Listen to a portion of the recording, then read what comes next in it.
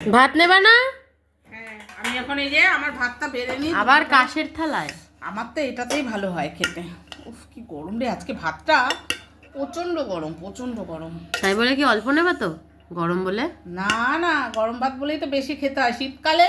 বন্ধুরা, শীতকালে একটু গরম ভাত বেশি বেশি খেতে হয় বলো।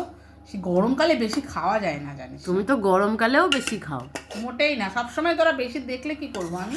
আমি মোটেই বেশি খাই না। আমরা বেশিই দেখি, তুমি খাওই না। দেখ হাতাটা কি ছোট একটা হাতা নিয়েছি, আজকে ভাতই ওঠে না এর মধ্যে করে। ডালের হাতাটা নাও।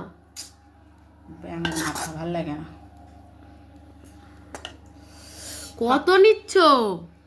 আরে দাঁড়া, বললে তুই সবসময় কত নিচ্ছ করতে থাকিস। হ্যাঁ বলিস তো সব সময়। আর এই দেখো বন্ধুরা, লাল শাক ভাজা আমি খুব ভালোবাসি। এই দেখো তাহলে সবটা নিয়ে নিও না আবার। মাছের তেল, এই দেখো। আরে অল্প অল্প নাও। অল্পই তো নিয়েছি, দেখ বেশি নিচ্ছি। আরে আগে খেয়ে নাও। এই তো সাজিয়ে নিয়ে বসি আগে, এরকম করিস সাজিয়ে না। নিও না, মাছ ফাছ সব মেখে যাবে।